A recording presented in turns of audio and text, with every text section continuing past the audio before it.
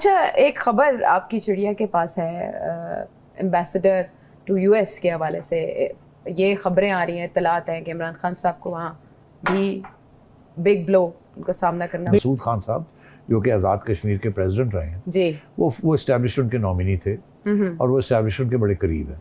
अच्छा। और उसकी वजह करीब होने की यही है कि उन्होंने हमेशा कश्मीर कॉज को बड़ा सपोर्ट किया जी, बहुत अहमियत दी है, ठीक है। और वो एस्टैब्लिशमेंट के लिए भी बड़ी उसकी अहमियत है जी। सियासतदानों के लिए भी है, मगर सियासतदान कभी कभी इधर उधर हो जाते हैं थोड़े बहुत। तो एस्टैब्लिशमेंट और मसूद खान साहब और फॉरेन ऑफिस तो टका रहा है इस चीज़। तो अब वो इनकी जो नॉमिनेशन हुई है वो एस्टैब्लिशमेंट ने कहा कि इनको भेजा जाए वहाँ, क्योंकि कश्मीर कॉज जो है वो उस तरीके से उसको पेश नहीं किया जा रहा, हिंदुस्तान को शर्मिंदा नहीं किया जा रहा जिस तरीके से करना है। और मसूद खान साहब आपको याद हो कि यूनाइटेड नेशंस के अंदर अभी जो हमारे एम्बेसडर टू द यूएन है, उससे पहले मसूद खान साहब जी, और उससे मसूद खान साहब से पहले मलिया लोधी साहिबा थी। मलिया लोधी साहिबा से पहले जो आजकल हैं ज़मीर साहब वो थे। तो अब इनको जो भेजा जा रहा है वो इसीलिए कि ये वहाँ की सारी सियासत जो है उनको बड़ी अच्छी तरह समझते हैं, सब एम्बेसडर्स को जानते हैं, सबको जानते हैं, और and he is able to explain everything. फिर प्रेसिडेंट ऑफ आज़ाद कश्मीर रहे हैं तो इनकी हैसियत भी है। He is not just a foreign office man now, he is now the ex president of Azad Kashmir.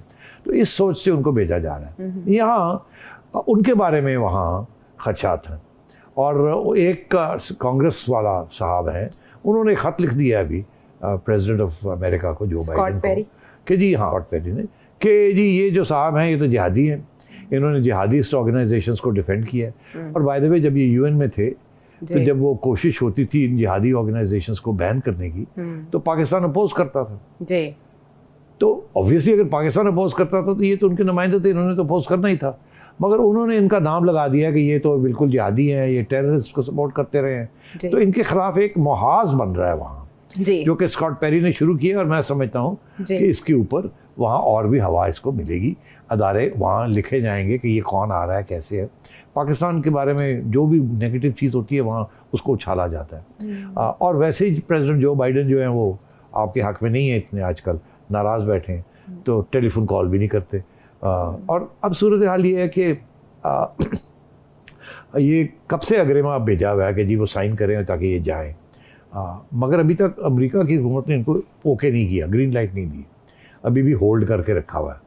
अब ये ऐन मुमकिन है कि वो बिहाइंड द सीन्स रिजेक्ट कर दें, इसको इतला करें जी कि आप इनको विड्रॉ कर लें, बेहतर ये है। अच्छा। कंट्रोवर्सी बन रही है। अच्छा। ये ना कहें कि हम रिजेक्ट कर रहे हैं। अच्छा। बिहाइंड द सीन्स कर लें, और यहाँ एक माहौल बना लिया जाए कि नहीं यार रहने दो, बुला लो इनको वापस, किसी और को भेज दो।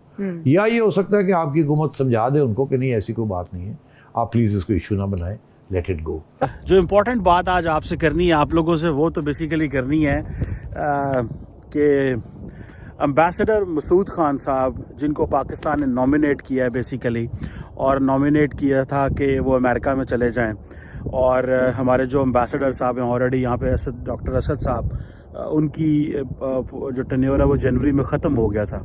लेकिन मज़े की बात यह है दोस्तों कि अगर देखा जाए तो अमेरिका के अंदर कुछ कांग्रेसमैन जो हैं, एक पेंसिल्वेनिया से आई थिंक स्कॉट पेरी साहब हैं, उन्होंने एक ख़त लिखा है प्रेसिडेंट जो बाइडेन को 1600 पेंसिल्वेनिया पे, जनाब के आप मसूद खान साहब को और स्टेट डिपार्टमेंट को कहा है कि इनको जो है वो ना करें रिकग्नाइज, इनको अमेरिका के अंदर पाकिस्तान का सफ़ीर ना लगने दें। अमेरिकन जो है वो अक्सर आपको पता है डिफरेंट डिप्लोमेटिक जार्गन्स और इस तरह की चीज़ें जो हैं वो इंट्रोड्यूस कराते रहते हैं। 2010-11 में मैंने एक दफ़ा एक टर्म पढ़ी जिसको बोलते हैं फॉरवर्ड डिप्लॉयड डिप्लोमेसी। भारत आजकल एक फॉरवर्ड डिप्लॉयड डिप्लोमेसी के ऊपर काम कर रहा है, और वो देखें आप किस तरह की डिप्लोमेसी है कि मसूद खान साहब जो कि पाकिस्तान के पहले भी एम्बेसडर रह चुके हैं और उनको इस चीज़ का अंदाज़ा है कि पाकिस्तान के अंदर हमने एक जो कश्मीर पॉलिसी रही वो उसको काफ़ी देर यूएन में देखते रहे, और हमें इस चीज़ का भी पता है कि वो आज़ाद कश्मीर के प्रेसिडेंट रहे और इतनी हाईएस्ट पोजीशन पे थे। तो मेरा पर्सनल एक क्रिटिसिज्म उन पर था, वैसे भी था कि इनको भाई वैसे ही इस पोजीशन पे नहीं आना चाहिए था, क्योंकि ये पोजीशन जो है उनके लेवल की नहीं है। लेकिन जिस तरह मैंने एक टर्म बताई है फॉरवर्ड डिप्लॉयड डिप्लोमेसी, जो भारत ने उनके खिलाफ शुरू की हुई है, इन केस पाकिस्तान के खिलाफ शुरू की हुई है, जारी बात है। और जारी बात है हर मुल्क को हक होता है कि वो कोई भी किसी किस्म की कोई भी पॉलिसी बनाना चाहे, उनको कोई रोक नहीं सकता। फॉरवर्ड डिप्लॉयड डिप्लोमेसी क्या होती है?